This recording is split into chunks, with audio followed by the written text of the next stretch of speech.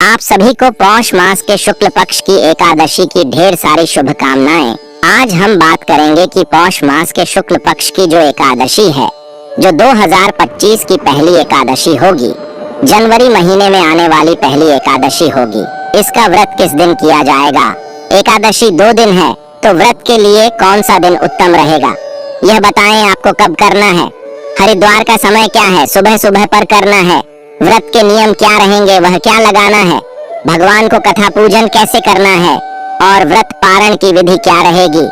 इस प्रकार से संपूर्ण जानकारी आपको इस वीडियो के माध्यम से प्रदान की जाएगी। अपने व्रत की सफलता के लिए भगवान श्री हरि की कृपा प्राप्त करने के लिए कमेंट बॉक्स में अवश्य लिखें जय श्री हरि या ओम नमः भगवते वासुदेवाय। विज्ञान भी यह कहता है कि जब भगवान का नाम लिखा या बोला जाता है तो उसे ऊर्जा उत्पन्न होती है, सकारात्मक ऊर्जा, पॉजिटिव एनर्जी, और वह आपके जीवन में सकारात्मक परिवर्तन लेकर आती है। इसीलिए आपको अवश्य ही लिखना चाहिए ओम नमः भगवते वासुदेवाय। बात करते हैं आने वाली एकादशी की। हम जो भी जानकारी देते हैं वह पंचांग और ज्योतिष शास्त्र पर आधारित होती है, कुछ भी मन गढ़ंत तरीके से नहीं बताया जाता है। आने वाली जो एकादशी होगी वह पौष मास की दूसरी एकादशी होगी। मौका महीना चल रहा है जिसे खरमास भी कहते हैं, और करमास की समाप्ति होगी 14 जनवरी को एकादशी है, उसका नाम रहेगा पुत्रदा। एकादशी की बड़ी अद्भुत महिमा है।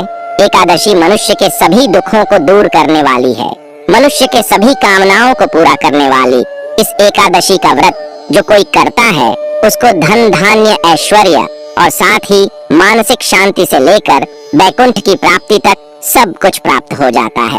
परंतु इस एकादशी का विशेष रूप से व्रत किए संतान की प्राप्ति के लिए, जो कि संतान दंपति होते हैं, वह संतान की कामना के लिए इसका व्रत करते हैं, और पुत्र की कामना के लिए इसका व्रत किया जाता है कि एकादशी का व्रत करने से पुत्र रत्न की प्राप्ति के लिए इसका नाम है पुत्रदा। एकादशी साल में 2 बार आती है और दूसरी श्रावण मास में आती है। दोनों का विधान अलग है, दोनों की कथा अलग है, परंतु दोनों ही पुत्र रत्न की प्राप्ति के लिए विशेष महत्व में बड़ी एकादशी है। इसीलिए अवश्य ही आपको इसका व्रत करना चाहिए, पूजन करना चाहिए। भगवान श्री हरि का पूजन आपको अवश्य रूप से करना ही चाहिए और कथा सुननी चाहिए। पूजन कैसे करना है फिर बताएंगे कि कथा कौन सी सुनाई है और पारण का समय क्या है और कब करना है। न उसे दिन आपको सूर्योदय से पहले अवश्य जाना चाहिए, के बाद स्थान आदि करके भगवान भास्कर को जल दीजिए, और आपका जो पूजा स्थल है वहां बैठकर सबसे पहले व्रत का संकल्प कीजिए। संकल्प करने के लिए अपने सीधे हाथ में जल लीजिए के रूप में काम से कम अधिक जो भी रखना चाहिए आप रख सकते हैं। 3 बार बोलिए ओम श्री विष्णु, ओम श्री विष्णु, ओम श्री विष्णु। अपना नाम, अपना गोत्र, जिस स्थान पर बैठकर आप संकल्प कर रहे हैं वहां का मकान, नंबर, क्षेत्र का नाम, शहर का नाम, पौष मासिक शुक्ल पक्ष एकादशी, पौष मासिक शुक्ल पक्ष एकादशी है। इस कामना की पूर्ति के लिए अर्थात पुत्र रत्न प्राप्त करता या संतान प्राप्तिर्थना वैभव प्राप्त करता है, सुखराम समृद्ध प्राप्त है। एकादशी व्रत पूजन संकल्प संकरी से आज हम एकादशी का व्रत पूजन करने का संकल्प करते हैं, और वह संकल्प भगवान के चरणों में अर्पित कर दीजिए। भगवान को नमस्कार कीजिए। अब आप भगवान की पूजन करेंगे। एक रोटी में जल, उसमें थोड़ा गंगा जल मिला लीजिए। भगवान श्री हरि की किसी भी रूप की एक तस्वीर आपके पास होने चाहिए, या प्रतिमा है तो प्रतिमा रख लीजिए। होली मौली, पान सुपारी, लौंग, इलायची, पान का पत्ता अगर हो तो उत्तम रहेगा। धूप दीप फूल माला और नैवेद्य के रूप में भगवान को अर्पित करने के लिए मिठाई पूजन करने से पहले भगवान की तस्वीर को स्थापित किया जाता है। स्थापित करने के लिए यह स्थान पर आपने तस्वीर रखनी है, न उसे स्थान का शुद्धिकरण कीजिए। तो लोटे में जो जल है जिसमें गंगा जल आपने मिलाया है उसे चित्त दीजिए, उसे स्थान का पवित्रीकरण हो जाएगा। फिर आप उसे स्थान पर पुष्प रख दीजिए। वह पुष्प आप भगवान को एक प्रकार से आसन दे रहे हैं, आसन के रूप में है पूजन के लिए। पहले भगवान को अजमानी कीजिए, अर्थात 3 बार चल के दीजिए।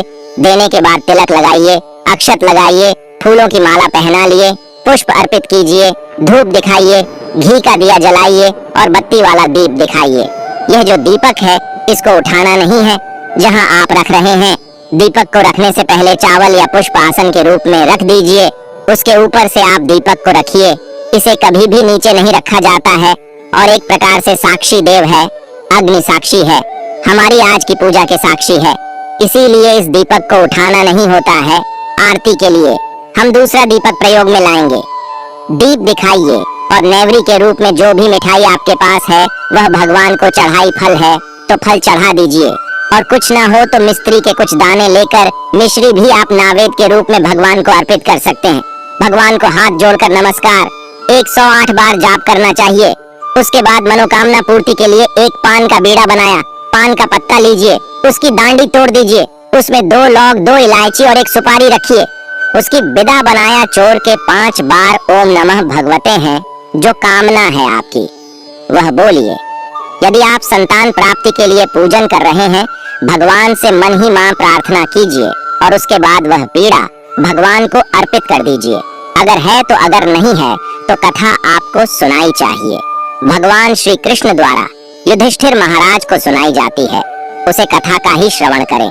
एकादशी की जितनी भी कथाएं हैं, महत्व है वह सभी की सभी महाराज श्री कृष्ण के मुखारविंद से महाराज युधिष्ठिर को सुनाई गई है। उसे कथा का श्रवण करें। अगर आपके कथा नहीं है तो आप चैनल पर प्रत्येक एकादशी की कथा सुनाई जाती है, वीडियो अपलोड किया जाता है, तो आप उसे अवश्य ही सुन लीजिएगा। सुनने के बाद आप भगवान की आरती करेंगे। आरती करने के बाद आप फल का भोग लगाएंगे, प्रसाद बंधु बांधों में वितरित करेंगे। आज के दिन आना नहीं खाना होता है। नियमों की बात कर लेते हैं। नियम क्या है जिनका पालन आपको अवश्य रूप से करना चाहिए? पुत्रदा एकादशी के दिन तुलसी का पूजन करने का भी काफी ज्यादा महत्व बताया गया है, तो आपको पुत्रदा एकादशी के दिन तुलसी का पूजन अवश्य ही रूप से करना है और तुलसी के नीचे एक दीपक जरूर जलाना है और तुलसी का आपको पूजन करना है। इसे आपका व्रत सफलता पूर्वक पूर्ण माना जाएगा। आज के दिन आपको आना नहीं खाना है। सामान्य ज्ञान जो व्रत नहीं कर रहे हैं उन्हें भी आज के दिन चावल का सेवन नहीं करना चाहिए। चावल वर्जित है। जो प्रतिजन है उनका फल आहार करना चाहिए। आप कुटू और सावन या सिंघाड़े से बनी हुई कोई भी वस्तुएं खा सकते हैं, अर्थात पूरी बनाते हैं। लोग पकौड़ियाँ बनाते हैं और खीर भी बनाते हैं, परंतु यह ध्यान रखिएगा कि इसमें जो नमक है उसका प्रयोग नहीं किया जाता है, मिर्च का प्रयोग नहीं किया जाता है। काली मिर्च या सेंधा नमक का प्रयोग में ला सकते हैं। उनको भी आज के दिन सादा भोजन करना चाहिए। बार और तामसिक पदार्थ से आज के दिन सादा भोजन करना चाहिए। मांसाहार और तामसिक पदार्थ से आपको बचना चाहिए। जो लोग व्रत कर रहे हैं उन्हें अपना दिन भगवान श्री हरि के चरणों में मन को लगाते हुए व्यतीत करना चाहिए। किसी के प्रति वैर भाव नहीं रखना चाहिए। किसी के साथ कोई क्लेश नहीं करना है। घर में सुख शांति का माहौल रखना है। क्लेश का माहौल नहीं होना चाहिए। किसी को अपशब्द नहीं खाने हैं। किसी के साथ देश की भावना नहीं रखती है और शालीनता के साथ दिन को व्यतीत करेंगे। भगवान श्री हरि को कीर्तन बड़ा प्रिय है। जो कीर्तन करते हैं भगवान का, भगवान उन पर सर कृपा करते हैं। संभव हो तो आप रात्रि को जागरण कीजिएगा। इस एकादशी की कथा में भी वर्णन आता है कि एक रात्रि को जागरण करने से प्यार जो इतना पापी था उसे पुनः राज्य की प्राप्ति हो जाती है। उसे कथा को जवाब सुनेंगे तो आप मेरी इन बातों को रिलेट कर पाएंगे, छोड़ पाएंगे। इस एकादशी पर बड़ा महत्व है। ब्रह्मचर्य का पालन कीजिए। ब्रह्मचर्य दशमी तिथि अर्थात जब भी आप व्रत कर रहे हैं, ब्रह्मचर्य का आपको अवश्य रूप से पालन करना चाहिए। और ब्रह्मचर्य का पालन तब तक होगा जब तक कि आप व्रत का पारण नहीं कर लेते हैं। हम सभी एकादशी में बताते हैं आपको कि यह जो नियम है यह आवश्यक नियम है जो दाम्पत्य जीवन में है, शादीशुदा है, उन सभी को भी इसका ध्यान रखना चाहिए कि आप ब्रह्मचर्य का पालन करते हुए इस व्रत को पूर्ण करें